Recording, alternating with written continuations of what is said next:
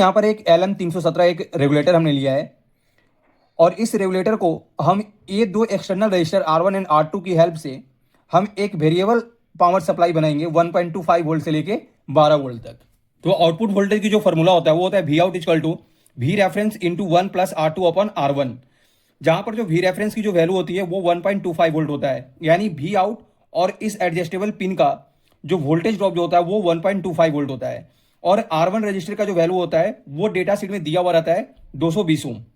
तो हमें इस R2 रजिस्टर की वैल्यू हमें निकालना होता है। तो हमने यहाँ वी आउट की जगह हमने 12 वोल्ट हमने पुट कर दिया, क्योंकि मैक्सिमम वोल्टेज हमें कितना चाहिए 12 वोल्ट।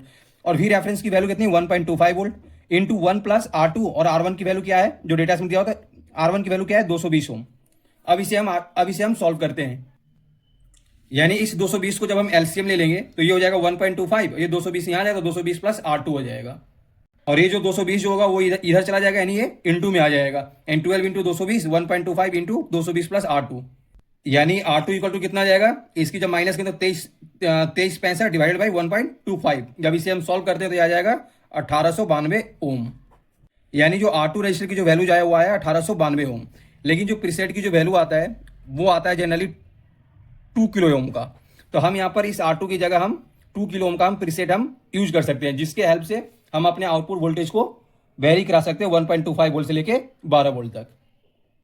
इनपुट वोल्टेज, अगर आपको आउटपुट वोल्टेज 12 वोल्ट चाहिए तो आपको इनपुट वोल्टेज 15 वोल्ट कम से कम देना होगा, क्योंकि LM317 का जो ड्रॉप आउट वोल्टेज होता है वो 3 वोल्ट होता है, यानी इनपुट और आउटपुट वोल्टेज का जो डिफरेंस होना चाहिए मिनिमम वो 3 वोल्ट का होना चाहिए।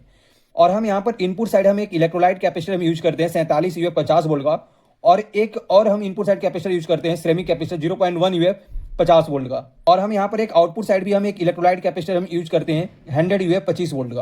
आउटपुट करंट 500 मिली एम्पियर से ज़्यादा है तो यहाँ पर हीट सिंक यूज करना जरूरी होता है।